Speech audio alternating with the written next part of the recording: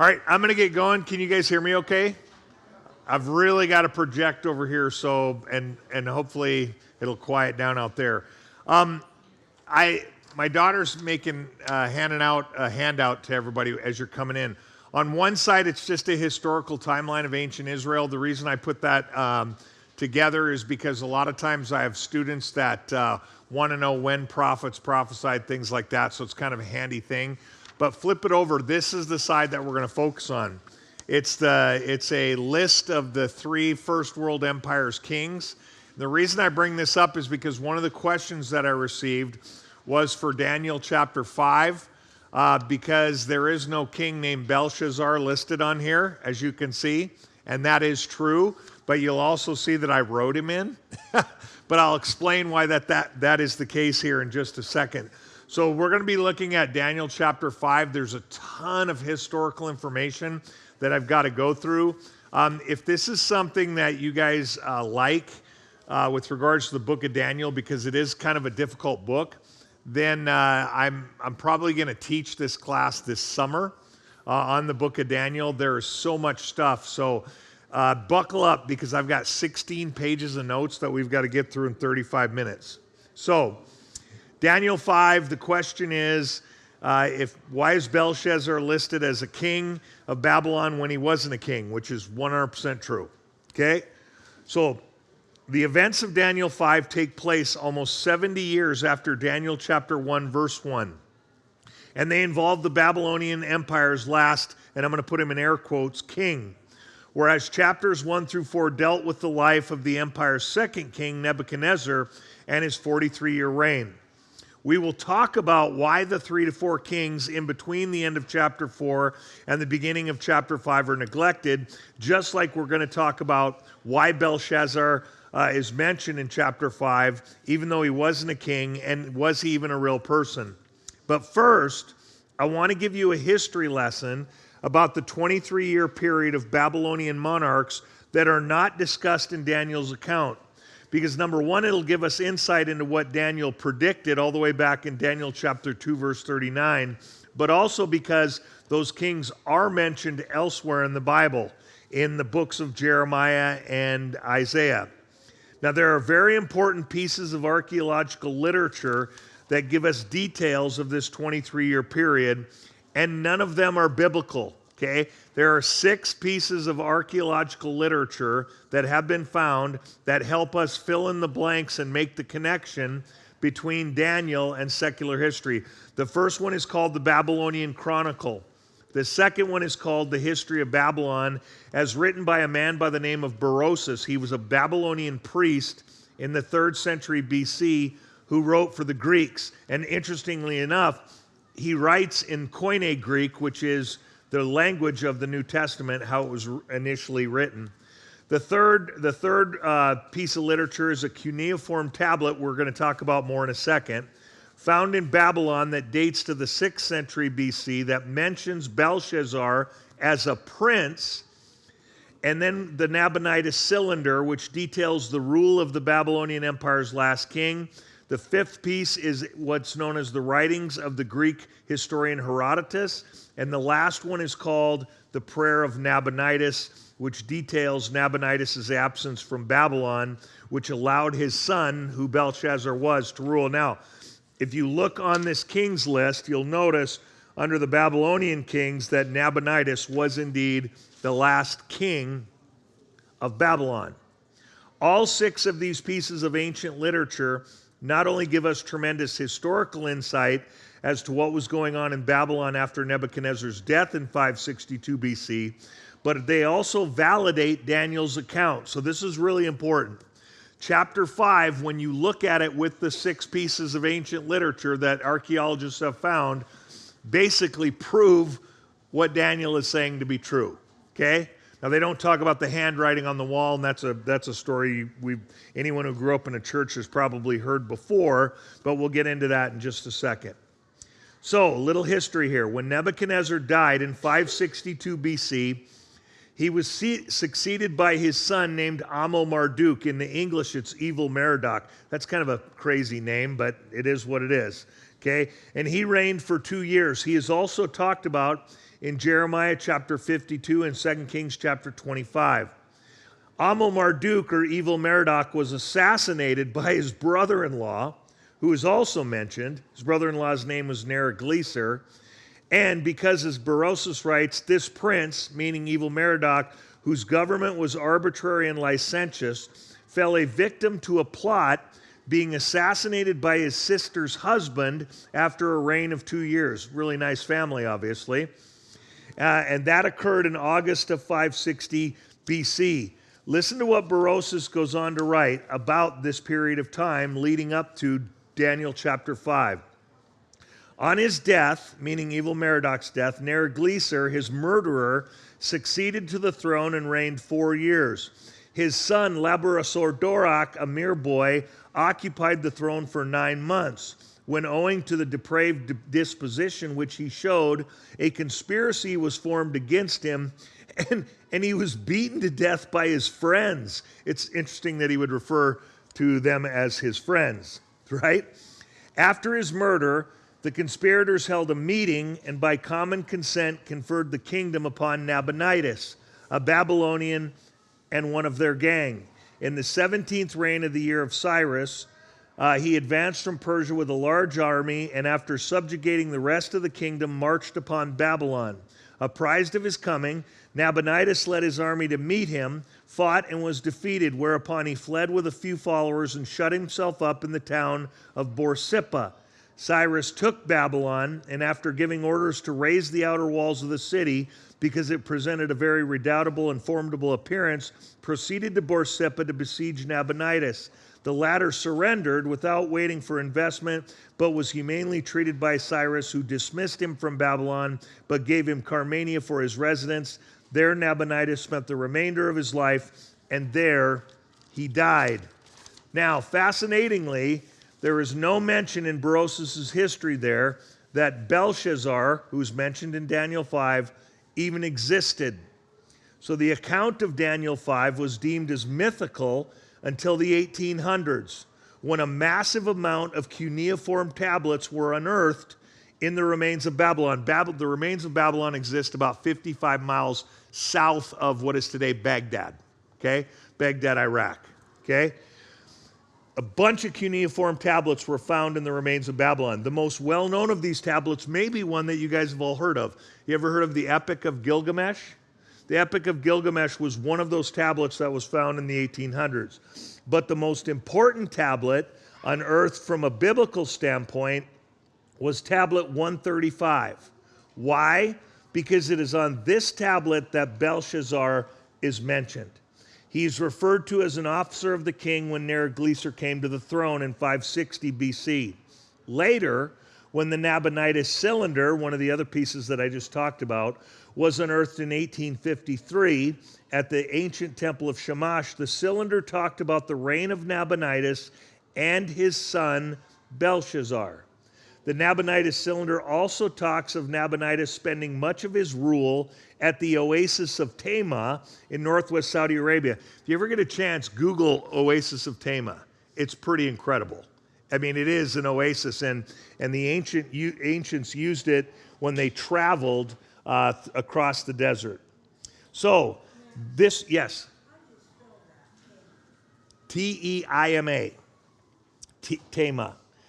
Now, this would validate why this cylinder would validate why his son was left in Babylon to rule during his father's absence, because he spent most of his time at the oasis of Tema. Nabonidus' stay in Tema began in 553 BC, which means that Belshazzar ruled in his father's place until the fall of the city of Babylon on October 12th, 539 BC. In addition, as I read, Berosus chronicles in his history that when Nabonidus heard that Cyrus and the Persian armies had entered the Babylonian plain, he marched his army out to meet them and was defeated. And when he was defeated, he did not return to Babylon, but he fled to Borsippa, a temple city southwest of Babylon, about 10 miles away, which is why Belshazzar would have been in command the night the city of Babylon was captured, according to Daniel chapter 5. In addition, The way Babylon fell would give an indication that Belshazzar's feast, which is talked about in Daniel 5, was done out of arrogance and without fear of the Medes and Persians. Now, why? Well, according to the Babylonian Chronicle, this is pretty incredible. The city of Babylon had a 20-year food supply, and the Euphrates River ran directly through the city from north to south, giving its inhabitants a constant water supply as well. In addition, the several sets of walls around the city, and archaeologists have found 42 miles of walls, with the city itself having a circumference of 17 miles. They were built with a canal in between for a flood defense, and with the outer wall being 87 feet thick and 300 feet high. There were 3 sets of inner walls, 11 to 21 feet thick and 100 feet high, so the army could continually retreat further and further into the city if necessary. In addition to this, every 60 feet on the outer wall were 420-foot towers. So the city itself was magnificent, but its defenses were an architectural masterpiece. Belshazzar's confidence in his defenses would have been warranted, but that's because he didn't know what the Persians were doing several miles north of the city. And biblical historians believe Belshazzar gave the feast outlined in Daniel 5 because he wanted to inspire the confidence of the people after his father's defeat. And because of Nebuchadnezzar's foresight, the city had been built to withstand a long siege. Now, we'll get into how the city was taken by the Persians a little bit later, but there's one more thing I need to point out before we dig into Daniel 5, and that is this. The book of Daniel is not written in chronological order. We know this based on what Daniel chapter 7 verse 1 and chapter 8 verse 1 say, because in those 2 chapters, Daniel has visions that occurred before the city of Babylon fell. So they would have occurred in 553 and 551 BC, and the city fell in 539 BC. So Daniel then is written thematically. So when we see Belshazzar mentioned in chapters 7 and 8, and he dies in chapter 5, that's why, okay? Does that make sense? Okay, now, what is important to recognize before we dig into the text itself, and again, I've given you a ton of history, and it's like drinking out of a fire hose, is because Daniel's 2 visions in chapter 7 and 8 occurred 14 and 12 years respectively before the events of chapter 5, Daniel knew what was going to happen in chapter 5 when it did. He was at his youngest in his late 70s at this time, and at his oldest he was in his late 80s when chapter 5 occurred. And again, like I said, based on what chapter 7 and chapter 8 say, he knew what was going to happen. So let's look at the first 4 verses of chapter 5. Daniel 5 verses 1 through 4 say this. Belshazzar the king held a great feast for 1,000 of his nobles, and he was drinking wine in the presence of the 1,000. When Belshazzar tasted the wine, he gave orders to bring the gold and silver vessels which Nebuchadnezzar his father had taken out of the temple which was in Jerusalem, so that the king and his nobles, his wives and his concubines, might drink from them. Then they brought the gold vessels that had been taken out of the temple, the house of God which was in Jerusalem, and the king and his nobles, his wives and his concubines, drank from them. They drank the wine and praised the gods of gold and silver and bronze and iron and wood and stone. So Belshazzar throws a feast.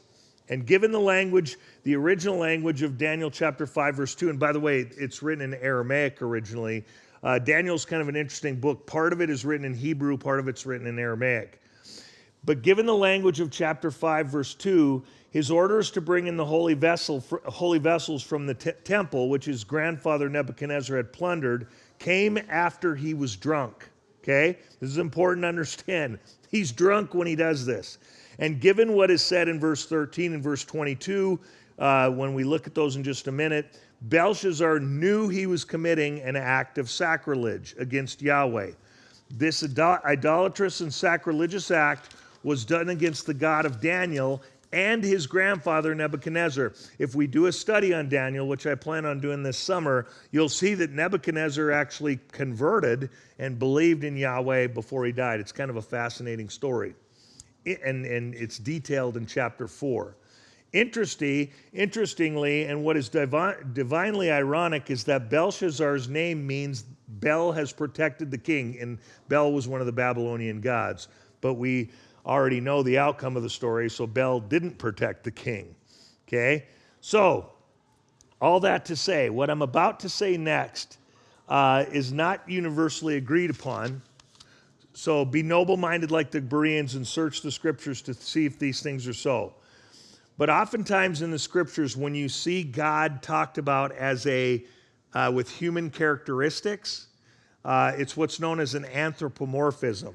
Okay? I don't believe that this is an anthropomorphism here. I believe that what we see actually is the actual hand of God talking about the writing on the wall. Okay? So, what's going on here? Look at verses 5 through 9. Suddenly, the fingers of a man's hand emerged and began writing opposite the lampstand on the plaster of the wall of the king's palace. And the king saw the back of the hand that did the writing.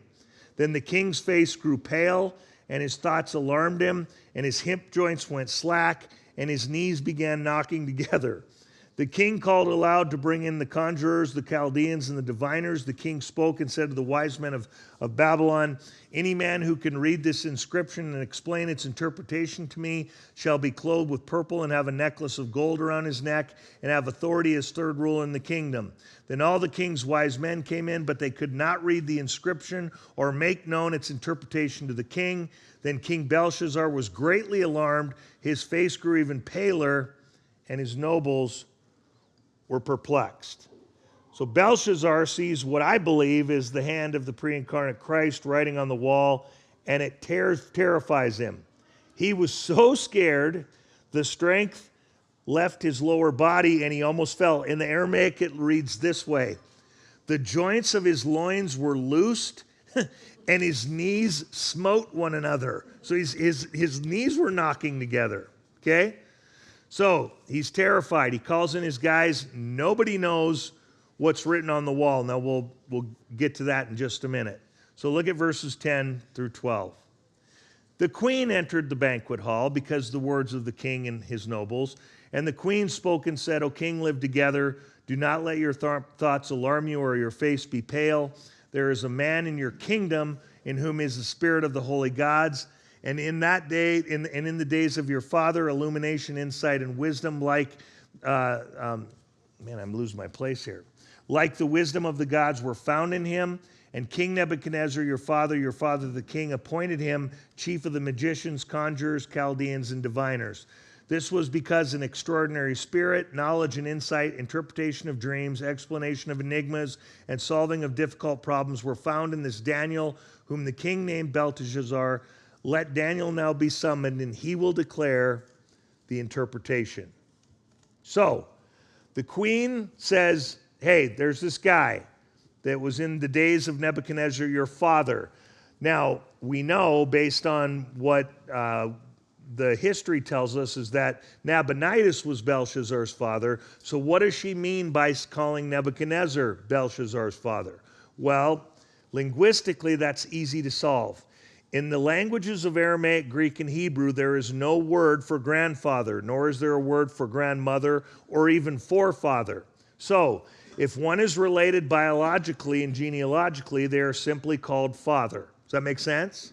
So, this can be seen in the genealogies of the Old Testament as well. And based on what we know about Nebuchadnezzar's family tree, we know that he was Belshazzar's great-grandfather. So the queen recommends Belshazzar call Daniel.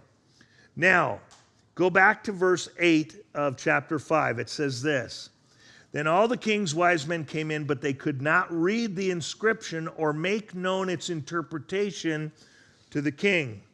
In the Aramaic, this literally reads this way: but not they could the writing read the interpretation thereof.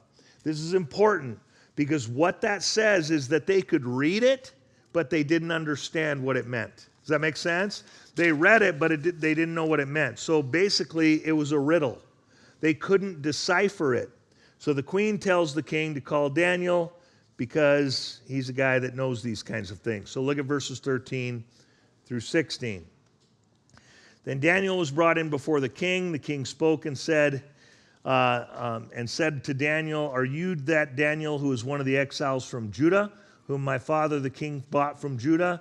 Now I've heard about you that a spirit of the gods is in you, and that illumination, insight, and extraordinary wisdom have been found in you.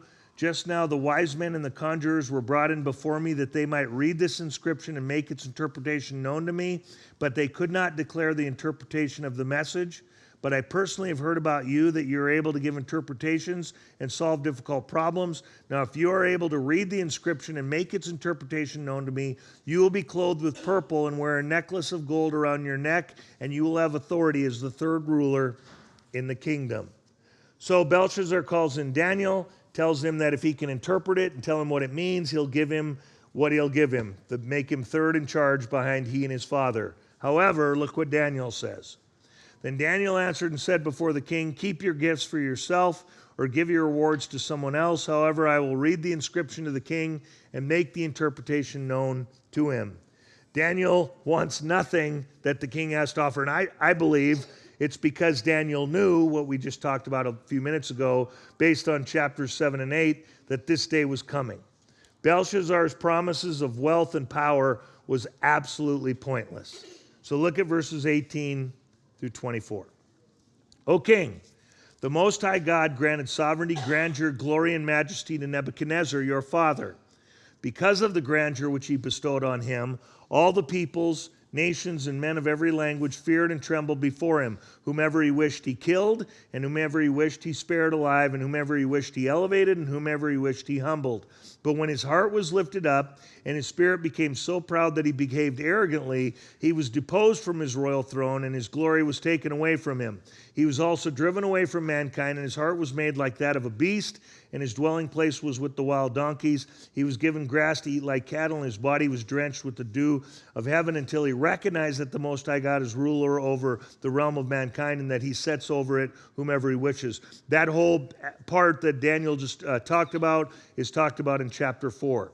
"Yet you, his son, Belshazzar, have not humbled your heart, even though you knew all this. But you have exalted yourself against the Lord of heaven, and they have brought the vessels of his house before you, and you and your nobles, your wives, your concubines, have been drinking wine from them, and you have praised the gods of silver and gold, of bronze, iron, wood, and stone, which do not see, hear, or understand. But the God in whose hand are your life breath and all your ways you have not glorified. Then the hand was sent from him, and this inscription was written out." Daniel, in these verses, recounts Belshazzar's grandfather's history in order to point out that not only has Belshazzar not looked at his great-grandfather's history and learned from his mistakes, but he has doubled down on his foolish pride by sacrilegiously serving false gods and defiling the holy vessels of Yahweh's house.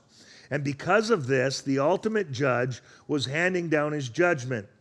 Daniel's proclamation of Belshazzar's blasphemous misdeeds was stated without fear.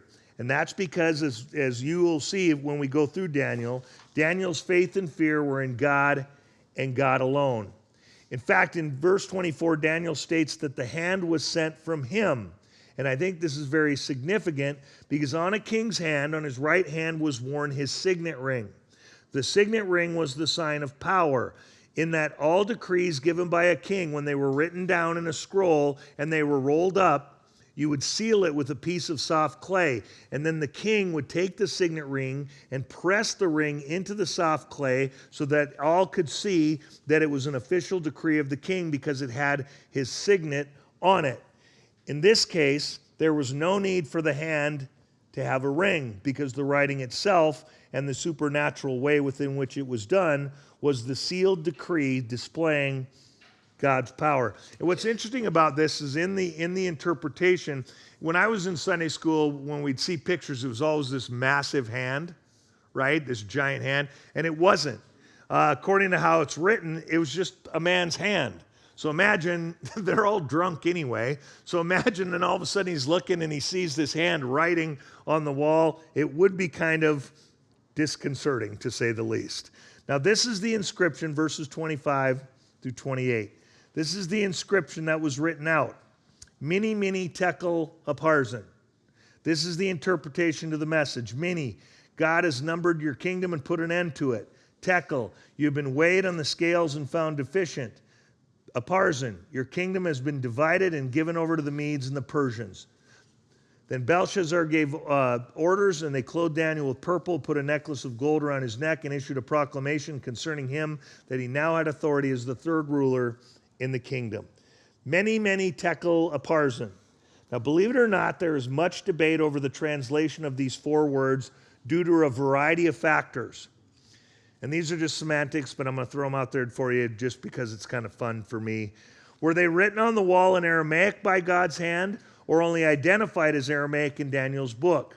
Were they written in the usual writing of cuneiform, as was custom in the Babylonian writings? If they were written in Aramaic, was it a form of Aramaic that included the vowels or no vowels? This might sound strange, but the Hebrew language, there aren't any vowels. They have what are called vowel markers, so you know how to pronounce a word if you weren't raised Jewish, but there are no vowels in their language, okay? If written in Aramaic, were the words written from right to left, as is typical of Aramaic and Hebrew, or vertically, as suggested by some rabbinic scholars? Now, the reason that makes a difference is due to the changed meaning of the words, depending on whether they're written horizontally or vertically. Probably the best way to interpret the words is in Aramaic, and it literally said this: numbered, numbered, weighed, divided. Okay? Numbered, numbered, weighed, divided. If translated that way, it would be easy to see why all of Belshazzar's wise men had no clue as to what it meant, even though they could read it. Does that make sense? You see somebody numbered, numbered, weighed, divided. Okay, I can read, and I know what numbered, numbered, weighed, divided means, but what the heck is it talking about here? It was a riddle, okay? And this is probably also why Daniel could understand it, because of his prophetic visions that had occurred 12 and 14 years earlier in chapters 7 and 8. Now, some rabbis have interpreted upharsin with the vowels in it because it changes the tense and the meaning of the word to Persians. So it would be numbered, numbered, weighed Persians. But regardless of the word's constructs, Daniel knew what they meant. And he tells Belshazzar that his kingdom was done. So Belshazzar in verse 29 follows through on his promise, making Daniel third in command behind he and his father.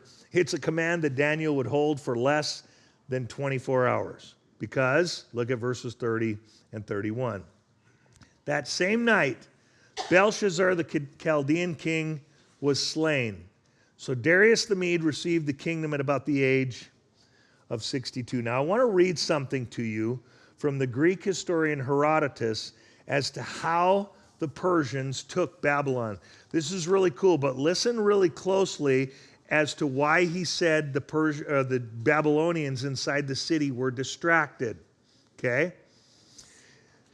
Herodotus writes this: Cyrus advanced against Babylon, but the Babylonians, having taken the field, awaited his coming, and when he had advanced near the city, they gave battle, and being defeated, were shut up in the city. But as they had long been aware of the restless spirit of Cyrus, and saw that he attacked all nations alike, they had laid up provisions for many years, and therefore were under no apprehensions about a siege. On the other hand, Cyrus found himself in difficulty, since much time had elapsed, and his affairs were not at all advanced. Whether, therefore, someone else made the suggestion to him in his perplexity, or whether he himself devised the plan, he had recourse to the following strategy. Having stationed the bulk of his army near the passage of the river where it enters Babylon, and again having stationed another division beyond the city where the river makes its exit, he gave order to his forces to enter the city as soon as they found the river fordable. Having stationed his forces and given these directions, he himself marched away with the ineffective part of his army. What he means by ineffective is the cooks and all of the support that go along with feeding and taking care of a massive army, the doctors, all of that. And they went back to, and having come to the lake, Cyrus did the same with respect to the river and the lake as the queen of the Babylonians had done. For having diverted the river by means of a canal into the lake, which was before a swamp, he made the ancient channel fordable by sinking the river. When this took place, the Persians who were appointed to that purpose close to the river, which had now subsided to about the middle of a man's thigh, entered Babylon by this passage.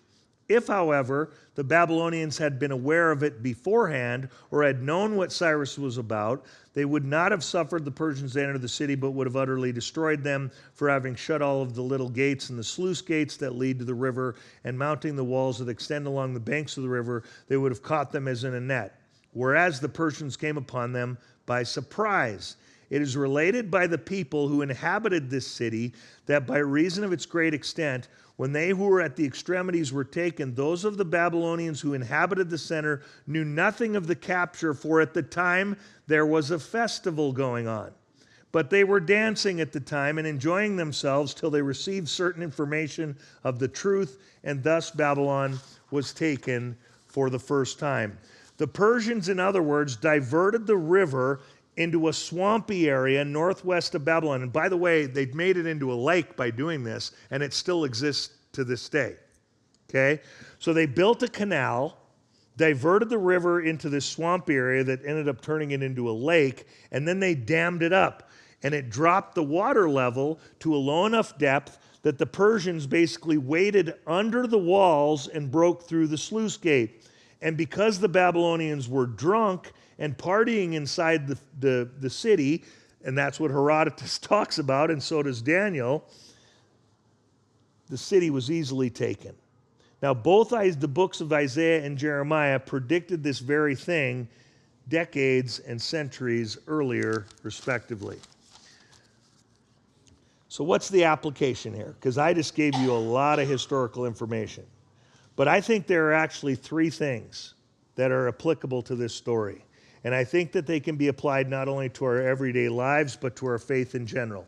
First, we must, like Daniel, be willing to live our faith without fear. Daniel did it not only in this chapter, but he did it throughout his entire life. Regardless of what our culture promotes or how it views us, we will all have to answer to the one true sovereign God and judge and king. And it is he and he alone that we should serve and fear, not the gods of stone or the gods of money or the gods of anything else that they were worshiping during this party. Secondly, this story, as with all the historical accounts in the Bible, should really serve to enhance our faith, because archaeology is proving on almost a monthly basis that the divinely inspired word is historically accurate and relevant to our faith. It's fascinating. When I worked at YCC, our library subscribed to a journal called Biblical Archaeology Review. And it came out every 3 months. And every 3 months, I'd grab it right away and I would read it. And I was blown away by how much they were uncovering in the Middle East and the Near East that validates what the scriptures have to say. So history becomes extremely relevant to our faith because it validates it. Too often, biblical history is viewed as something only relevant to the Jews or as a history that is separate from secular history. If there's history in this book, we put it over here, we put secular history over here, but hopefully, as you've seen this morning, lots of times they go hand in hand. But as the accounts of Daniel are showing us, God is sovereign over all the nations, and he's revealing his plans for his chosen people and his plans for the church, and he does it through history. And finally, and providentially, might I add, because of our faith, the handwriting isn't on the wall for us. But because our God has kept 100% of his promises so far, God's handwriting in his word should inspire us with a sense of urgency to share the gospel message with those around us who are perishing, and the handwriting is on the wall for them. Let's pray. Lord, thank you for this day. Thank you for what your word teaches us about living faith without fear. Thank you that we can learn from the book of Daniel that history enhances faith. Lord, I pray that we go out into our culture and we don't let our culture dictate to us what we do, but we let you dictate to us what we do. We love you, Lord. In your name I pray. Amen.